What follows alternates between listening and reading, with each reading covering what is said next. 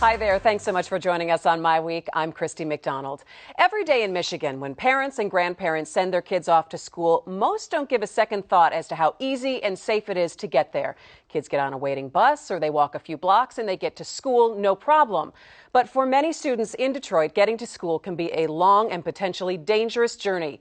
It is an eye-opening report we're tackling first up on MiWeek today. And at the big table are MiWeek contributors and the editorial page editors of the Detroit News and the Detroit Free Press, Nolan and Stephen Henderson. Gentlemen, how are you this week? Doing well. It's been a busy week, huh? It has been a busy week. I love that we're tackling this report first off that we saw in the Free Press this week. Was it eye-opening to you to see the actual problems that a lot of these kids face trying to get to school every day? Well, you drive through these neighborhoods and you see the devastation, and you're just shocked at what you see. But when you actually read the accounts of the people who have to live with that, especially the children who have to walk through those neighborhoods to get an education, it really, it's just disturbing. It's disturbing. I mean, as a parent, I've got 3 kids, and seeing that, you just think about sending your kids to school and everything's going to be okay. But it's mind-boggling. Okay, so who's gonna fix this? Well, I mean, what this shows is how it's the consequences of all of the mismanagement and dysfunction in the city, right? You have every ill that you can think of in Detroit wrapped up in one thing: problem with lighting, problem with public safety, problem with abandoned buildings. These are the things that city government is supposed to be focused on fixing in Detroit. And this report really shows how badly they've fallen down on that job and who's paying the price. It's our children. The price of an education in Detroit is the willingness to walk past these dangerous houses in the dark to get to school. That's just unimaginable, and it is the city's responsibility to fix that. The battle just to get there, to start to learn. All right, well, let's get you caught up. The Detroit Free Press jump-started this conversation with a 2-part report on the problems that kids are facing getting to school. And coinciding with their published reports are these in-depth video pieces that you can find at freep.com that really show the problem. It is a compelling story. Go ahead, take a look. Walking on the street with just about 2 to 3 lights is very scary. You hear sounds and you think it's a person, but it's really you just stepped on a leaf. It's not a good feeling at all. You see a man walking behind you, you're thinking, is he about to do something to me? Jasmine Pratt leaves school at 7:20 as the day turns to night. I just don't like being out at night, but I have to deal with it because this is the program that I'm in, night school, the second chance program. So I'm coming home from Denby High School, and the bus comes about 7:54, and I get on the 7-mile bus.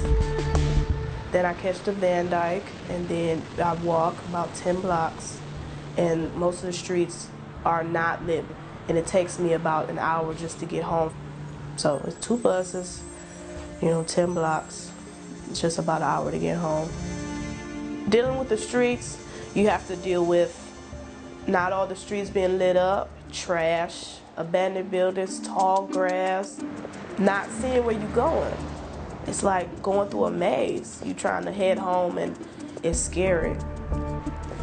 Unpredictable bus schedules and dark streets leave Jasmine and other Detroit students vulnerable.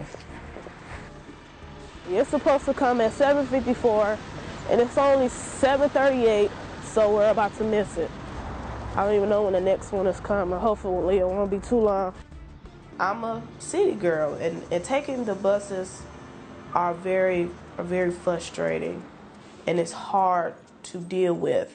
How can you really come to school and be prepared for learning and have an opportunity to live when every day you're busy trying to survive?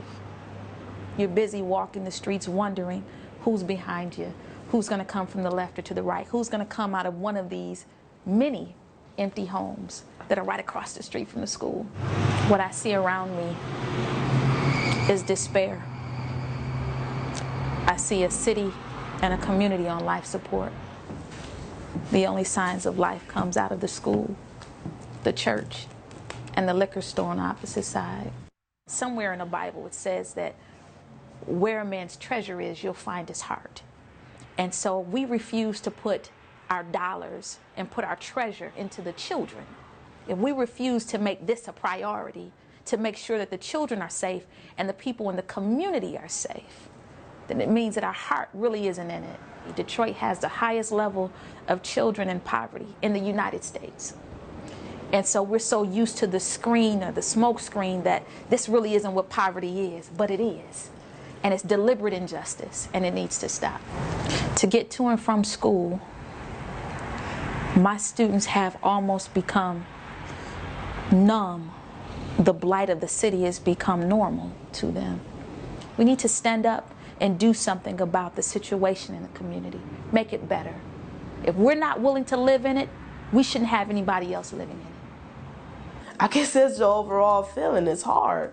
In the city, they're going through a lot right now, and it's like we're paying for it. Going through life, you go through a lot of obstacles. This just happens to be one of the obstacles I'm going through for a certain period of time.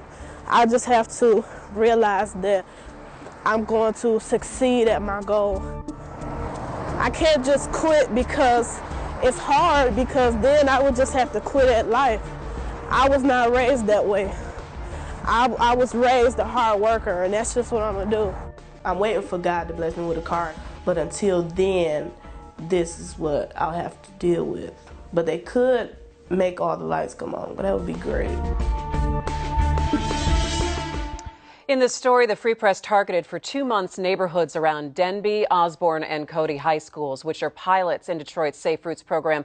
I want to bring in now Kenyetta Wilbourn to our discussion. She is the principal of Denby High School. She's joining us by Skype. Thanks so much for being here with us on MiWeek, Principal Wilbourn. Good morning. So this story has come out. Obviously, you were very frustrated in the video that we saw from the Detroit Free Press. What has happened in the days since? What kind of feedback have you received? Well, there's been very little feedback. However, as a collective group, working with Mr. Pointer, who is a teacher in the building, we are going to begin boarding up the homes ourselves. Wait, you're going to take a group of volunteers and you're going to start boarding up the homes that are around Denby? Yes. Tell us. We will begin on Sunday at 4 o'clock.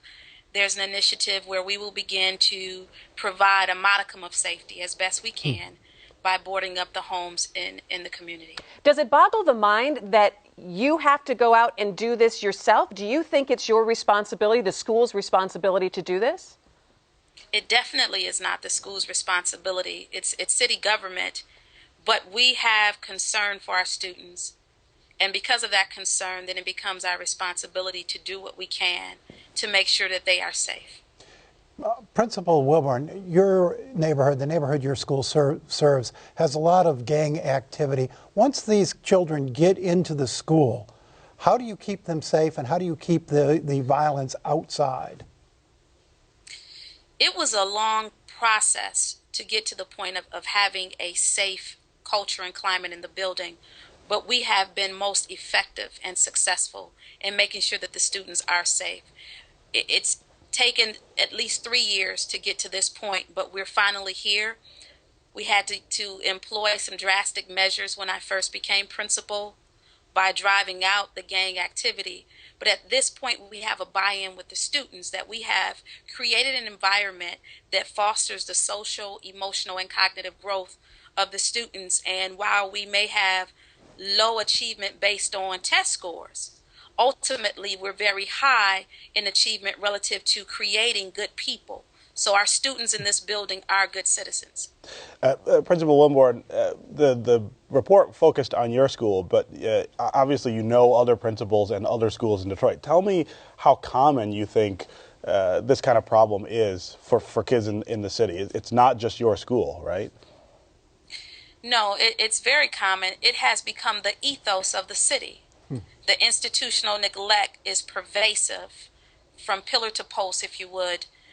Looking at the violence, looking at the blight, looking at the trash, looking at the systemic plague of liquor stores throughout the community is institutional neglect and also the ethos of this city.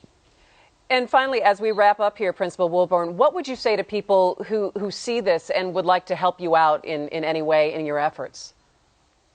We will be available on Sunday in this community at 4 o'clock. The number at this school is 313-866-7200. Please, a helping hand would be great. All right, our thanks so much, Kenyetta Wilbourn, the principal of Denby, for joining us. We appreciate it, and good luck with the rest of the school year. Thank you. Okay. Thank you.